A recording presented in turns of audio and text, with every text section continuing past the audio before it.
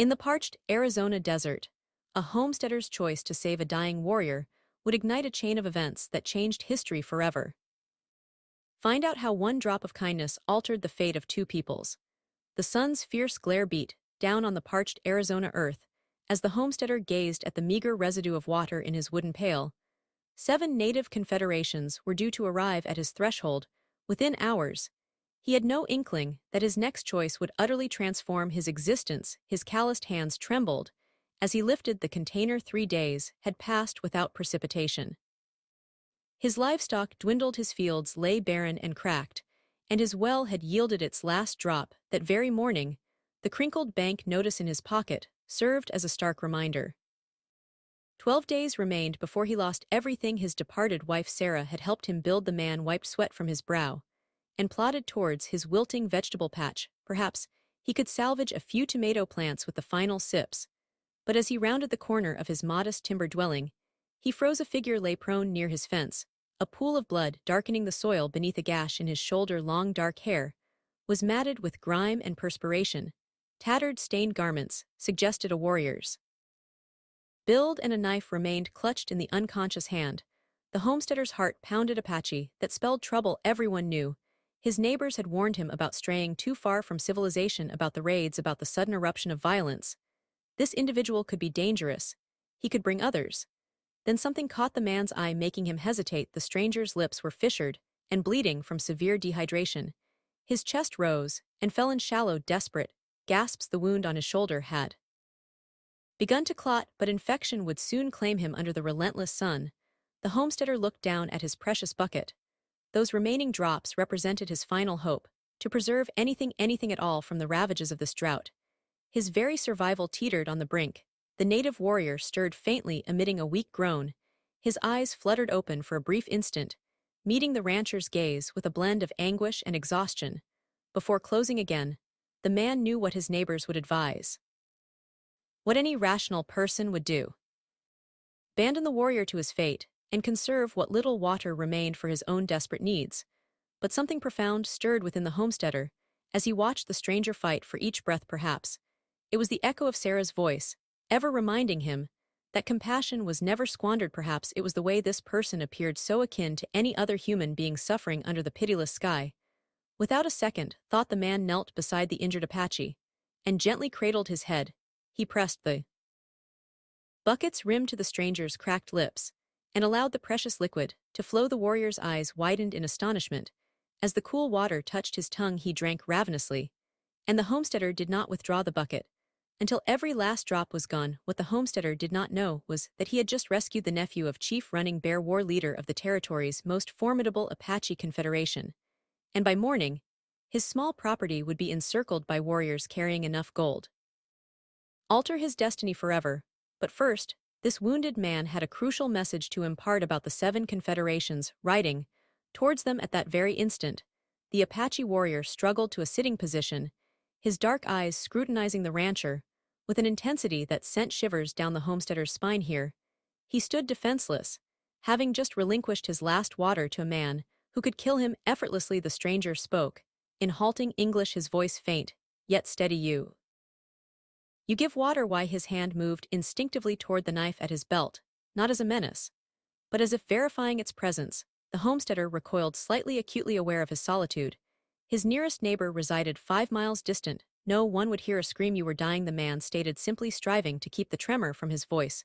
The warrior's eyes narrowed, as if searching for deceit. White man never help Apache, always shoot first. He tested his injured shoulder, wincing, but managing to move. Maybe I'm different. The homesteader's mouth now felt dry as desert dust. The irony was not lost on him. He had sacrificed his water to save a man who might not hesitate to take his life. But instead of reaching for his weapon, the Apache performed an unexpected act. He retrieved a small object wrapped in animal hide from a leather pouch tied to his belt.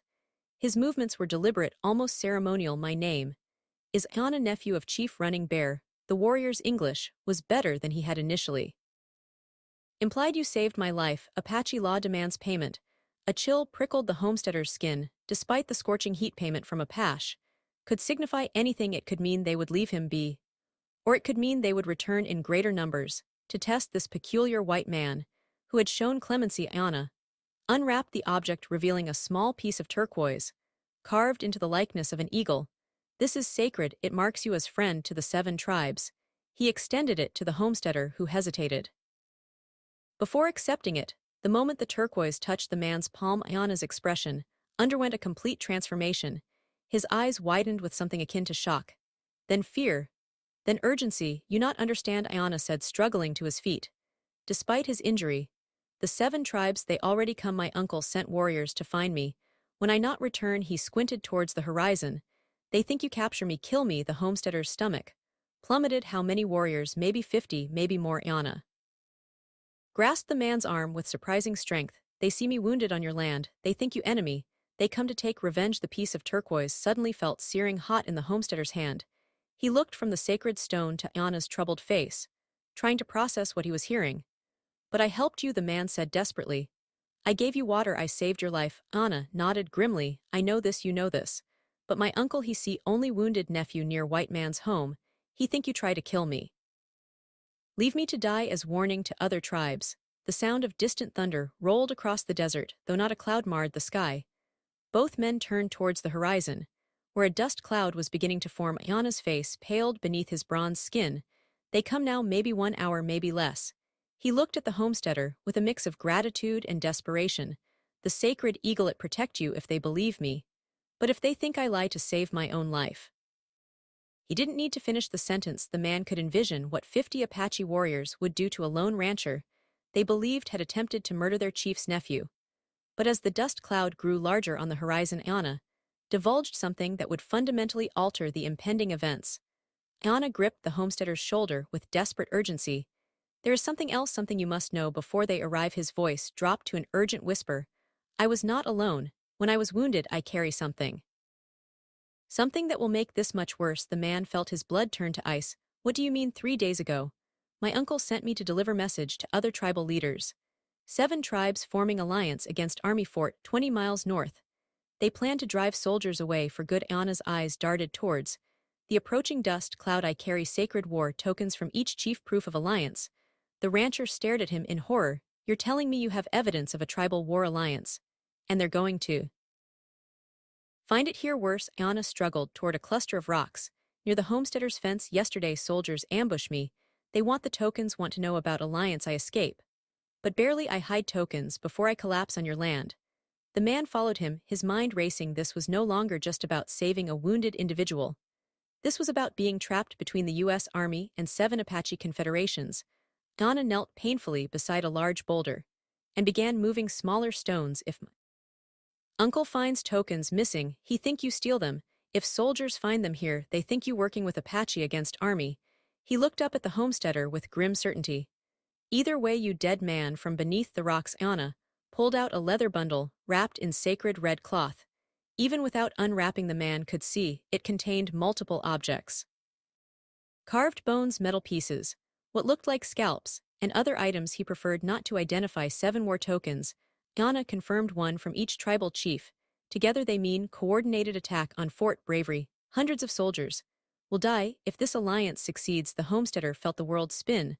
So, what do we do if I give them back to your uncle? I'm helping plan an attack on American soldiers. If I don't, 50 Apache warriors will skin me alive. There is third option, Ayana said quietly, but you will not like it. Before he could explain, the thunder of approaching horses grew louder through the heat. Hayes, the homesteader, could now distinguish individual riders, war paint weapons glinting in the sun. They rode in formation, not the scattered approach of a search party, but the disciplined advance of warriors preparing for battle. They already think you enemy, Ayana said, rewrapping the tokens quickly. They see me wounded, they see you standing over me with these tokens. They will assume you torture me for information, then try to sell secrets to Army. The man's mouth went completely dry. But that's insane. I'm just a farmer. I don't even own a gun. Apache law is simple, Ayana replied, hiding the bundle back under the rocks. Enemy who captures warchief's nephew and steals sacred token must die slowly, very slowly. The lead rider was close enough now for the homesteader to see his face. War paint in red and black stripes. A massive man with scars across his chest and arms. This had to be Chief Running Bear himself. Tell me the third option, the man said desperately. Ayana stood up, slowly testing his wounded shoulder. We convince my uncle that you are not enemy. that you are chosen by spirits to help 7 tribes win this war. He looked directly into the man's eyes. But to do that you must agree to something that will make you traitor to your own people. The war party was now so near that the homesteader could hear individual war cries. 50 mounted Apache warriors, all armed, all painted for battle, riding directly toward his small property, and somewhere in that approaching thundercloud of violence Chief Running Bear was about to unearth a revelation about his nephew's rescue that would change the destiny of everyone involved. The war party slowed as they approached, forming a wide circle around the homesteader's property. Chief Running Bear dismounted, his immense frame casting a shadow across the dusty ground. His face was a mask of controlled fury as he surveyed the scene. His wounded nephew standing beside a white rancher. Both men appeared guilty, as Sin Running Bear spoke in rapid Apache to Ayana, his voice sharp with accusation.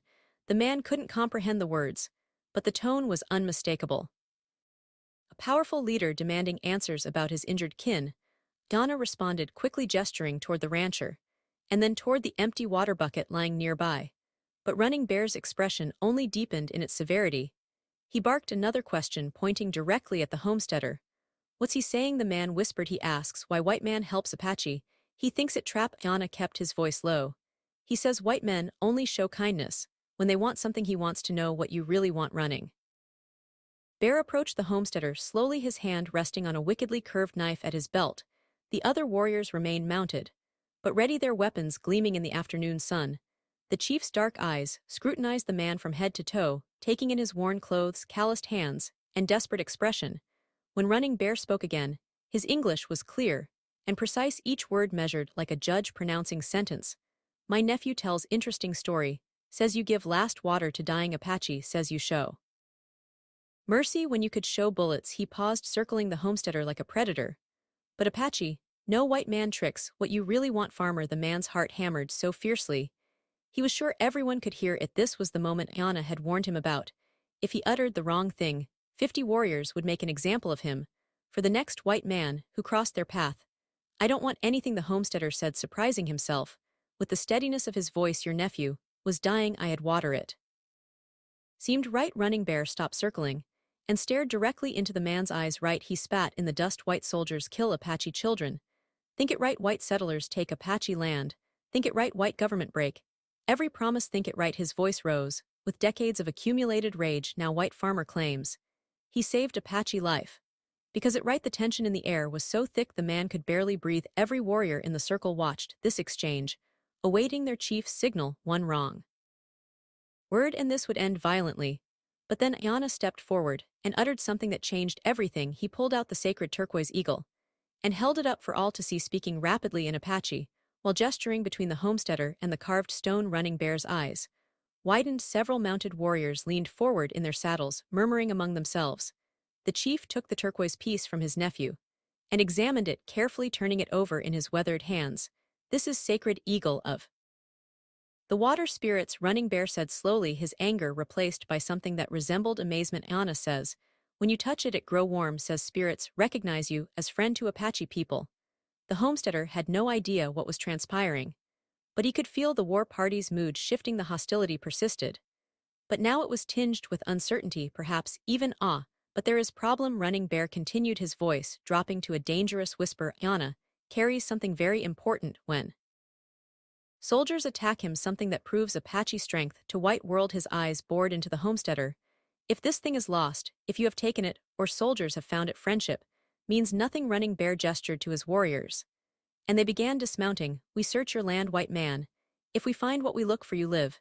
If we find you have stolen sacred war tokens from Apache people. He drew his knife and tested its edge against his thumb. You die very slowly, and your screams will warn other white men not to steal from the 7 tribes. But as the warriors spread out to begin their search, none of them noticed what Ayana was secretly doing behind the boulder where the tokens lay hidden.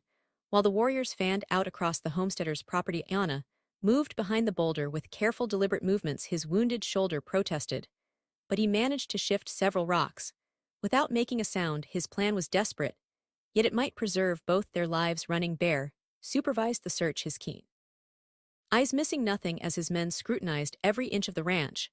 They searched the cabin, the barn, even the dreed-up well. The man watched in mounting terror as they methodically worked their way toward the boulder where the war tokens lay concealed. Tell me about soldiers, Running Bear said, suddenly stepping close to the homesteader. Anna says they ambush him near your land. You see them? The man's throat felt like sandpaper. No, sir, I've been dealing with the drought. Haven't seen anyone for days. The chief's expression was unreadable. Strange that soldiers attack so close to white farmers' land. Strange that Apache warrior ends up wounded at your door. His hand drifted back to his knife handle. Almost like someone planned this meeting. Before the homesteader could respond, one of the warriors called out from near the fence. He had found dried blood drops, leading from the desert toward the boulder. Running Bear's eyes followed the trail, and the man felt his heart stop. The chief strode toward the rocks where Anna knelt, seemingly checking his wound. But the homesteader could see what Running Bear couldn't. Anna had managed to unwrap the war tokens and was quickly separating them. Move away from rocks, nephew, Running Bear commanded in English. Let warriors search properly.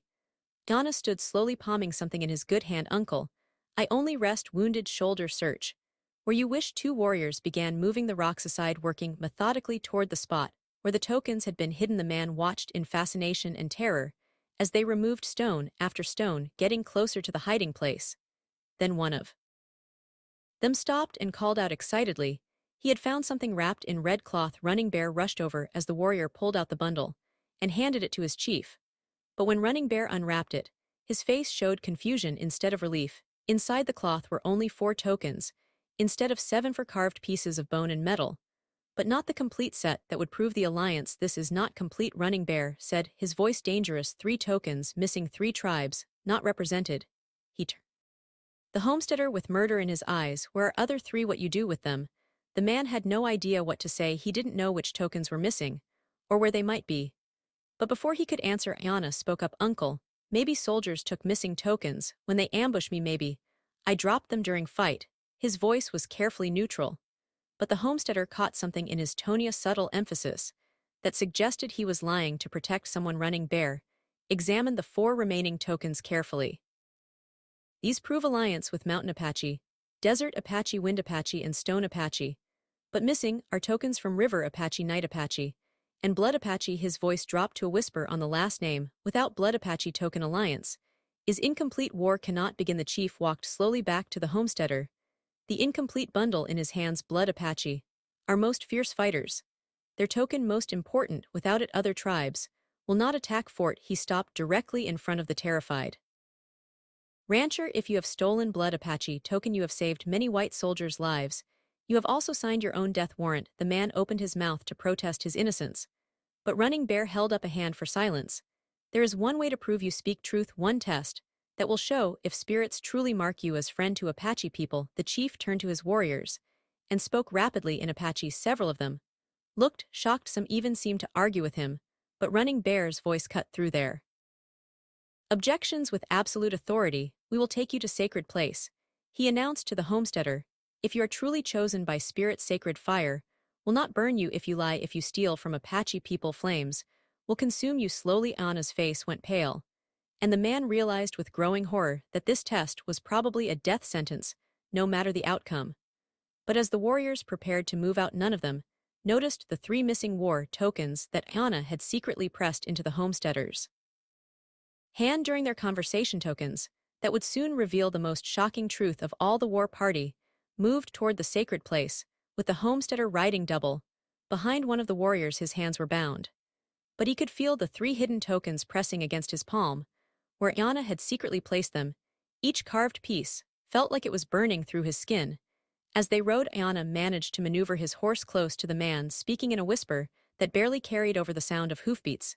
He revealed the truth that changed everything. The missing tokens, they are not stolen, Anna said urgently. I separate them on purpose. River Apache token, Night Apache token, Blood Apache token. They prove something my uncle must not know. The man stared at him in confusion. What do you mean, those 3 tribes? They not join alliance to fight army, they join alliance to destroy it. Anna's voice was filled with pain that had nothing to do with his wounded shoulder. Blood Apache chief plans to betray other 4 tribes. Let them attack fort first, get slaughtered by soldiers, then Blood Apache take their land. The revelation hit the homesteader like a physical blow.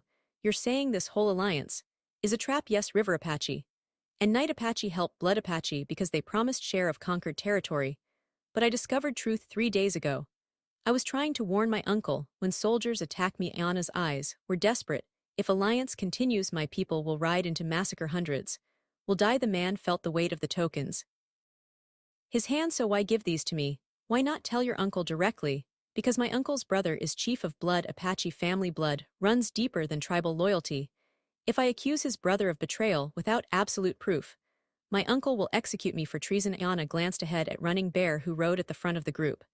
But if white man reveals betrayal, if sacred fire test proves you chosen by spirits to save Apache people, then my uncle must listen. They crested a hill, and the homesteader saw their destination. A natural amphitheater of red rock surrounding a circular area, where the ground was blackened from countless fires. Ancient symbols were carved into the stone walls, and the air itself seemed to vibrate with spiritual energy. Running Bear called a halt, and dismounted. His warriors formed a circle around the sacred fire pit. While the chief began gathering wood and kindling, the ritual preparations were elaborate and precise, suggesting this ceremony was both ancient and deadly serious. Sacred fire will reveal truth, Running Bear announced, as flames began to rise from the pit. If you're friend to Apache people, fire spirits will protect you. If you are enemy, fire will cleanse your lives with pain. But as the flames grew higher, Ayana whispered the most crucial information yet. When fire test begins, you must throw tokens into flames, while speaking names of the 3 betrayer tribes. Fire will show my uncle the truth about his brother's betrayal. But if you hesitate, if you fail to speak clearly, fire will kill you before truth can be revealed. The homesteader stared at the growing inferno. The heat was already intense. From 20 feet away, up close, it would be unbearable. How do I know the fire won't kill me anyway? You don't, Ayana admitted. But I know this: if you do nothing, alliance will proceed. 4 loyal tribes will attack fort and be destroyed. Blood Apache will claim their territory, and war between Apache and white soldiers will continue for generations. Running Bear approached with a ceremonial staff, his face painted with fresh war colors for the ritual. Time for test. White man, step into sacred fire. Let flames judge your heart. As the homesteader was led toward the blazing pit, he felt the 3 hidden tokens burning in his palm. Everything depended on the next few minutes. His life, the fate of 4 Apache tribes, and the future of peace between his people and theirs. The warriors began chanting in their ancient language. As the man stepped to the edge of the fire pit, the heat was so intense it felt like his skin was already burning. But worse than the physical pain was the knowledge that he was about to accuse Chief Running Bear's own brother of treachery. If the sacred fire didn't kill him, family loyalty might finish the job. But as the man prepared to step into the flames, the sound of approaching horses echoed through the canyon, and what he saw riding toward them would turn this trial by fire into something far more dangerous than anyone had imagined. A new war party thundered into the sacred canyon, their horses lathered with sweat, and their weapons raised at their head. Rode a massive Apache warrior, whose face bore a striking resemblance to Running Bear. This had to be the Blood Apache chief, Running Bear's brother, and the architect of the betrayal. Ayana had uncovered Blood Bear dismounted with fluid grace, his scarred face splitting into a cold smile as he surveyed the scene behind him. Rode 20 of his finest warriors, along with representatives from the River Apache and Night Apache tribes. The timing was too perfect to be coincidence. Brother Blood Bear called out in English, his voice carrying across the canyon. I see you have found the missing token, and the white man who stole them. Running Bear's expression showed confusion and growing suspicion. How did you know we search for tokens? How did you know to find us here? Word travels fast among the tribes, Blood Bear replied, but his eyes never left the homesteader. When Ayana failed to return with Sacred Alliance tokens, we began our own search. We tracked soldier movements, questioned captured scouts. His smile grew wider and more menacing. We discovered very interesting information about this white farmer. The man felt ice form in his stomach. Despite the blazing heat from the sacred fire, Blood Bear was too calm, too prepared. This wasn't a rescue mission. It was something else entirely. What information? Running Bear demanded. Blood Bear gestured to one of his warriors, who pulled a bound and beaten white man from horseback. The prisoner's army uniform was torn and bloody, but the sergeant's stripes were still visible on his sleeve. This soldier was part of patrol that ambushed Ayana. Blood Bear announced before he died. He told us very interesting story about arrangement with certain rancher arrangement to steal Apache war tokens and sell them to Army Fort. The accusation hit like a thunderbolt. Running Bear spun toward the homesteader, his face contorting with rage and betrayal, "You work with soldiers, you plan this from beginning, no." The man protested desperately, "That's not true. I never saw any soldier."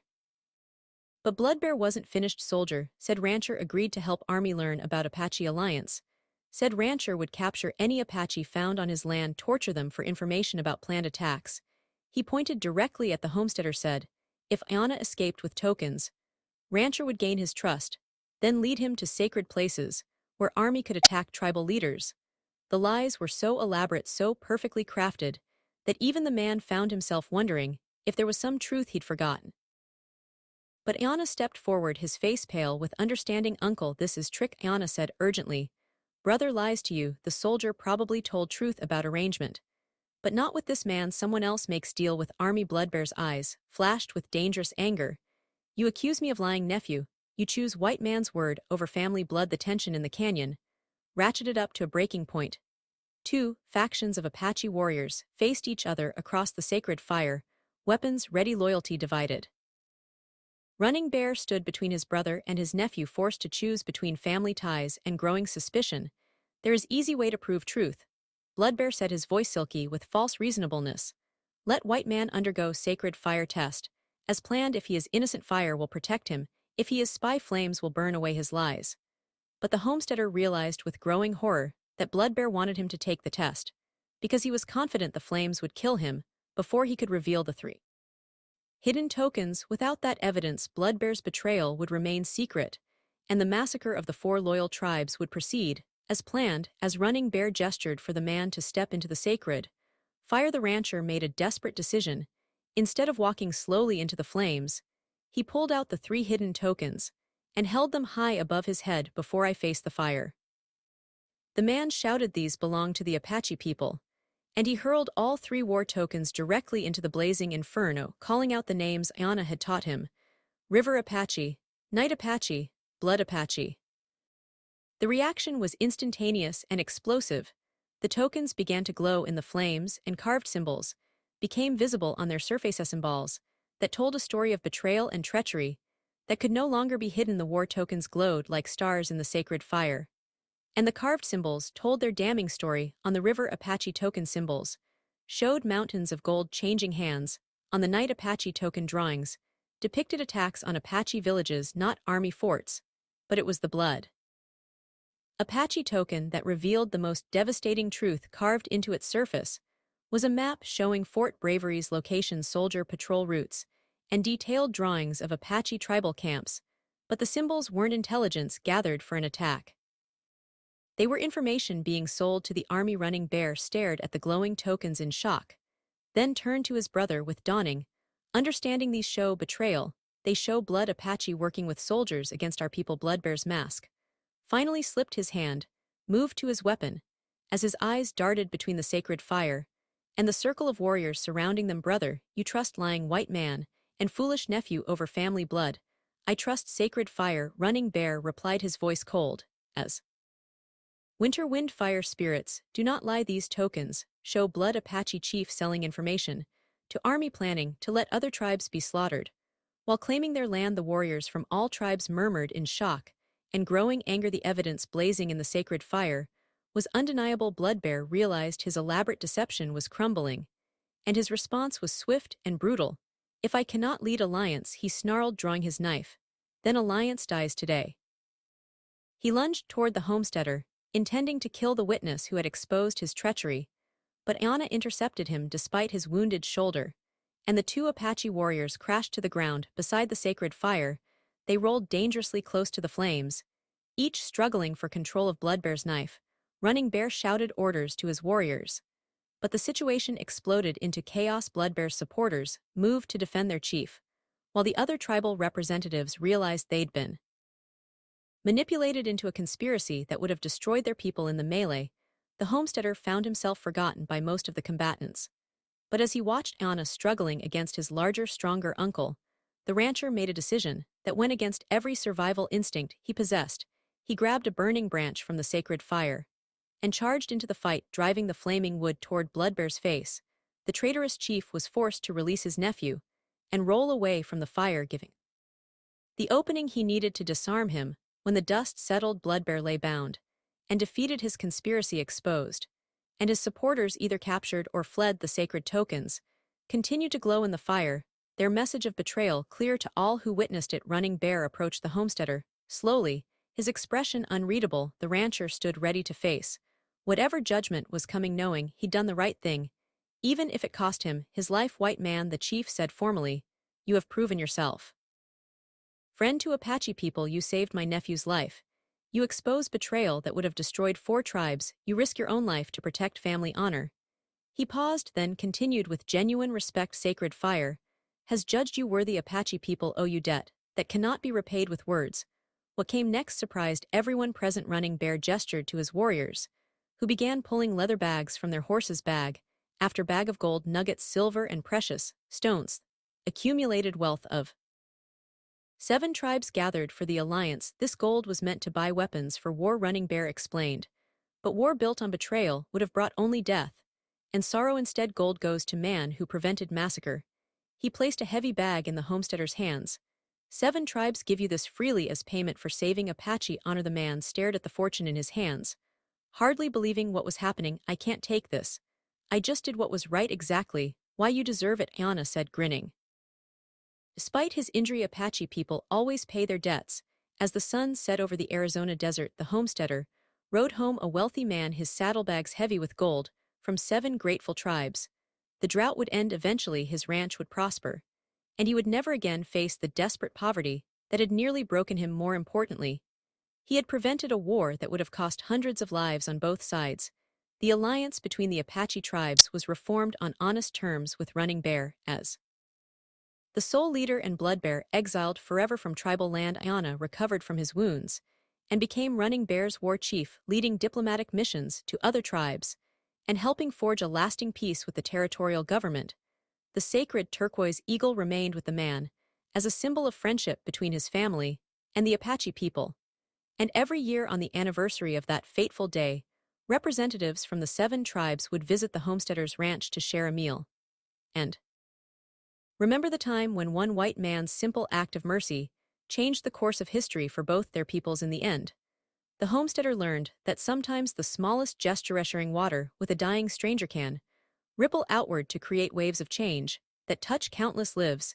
His act of compassion had saved not just one man, but 2 entire peoples from a devastating war built on lies and betrayal. What would you have done in this situation? Share your thoughts in the comments below, and don't forget to subscribe for more dramatic stories.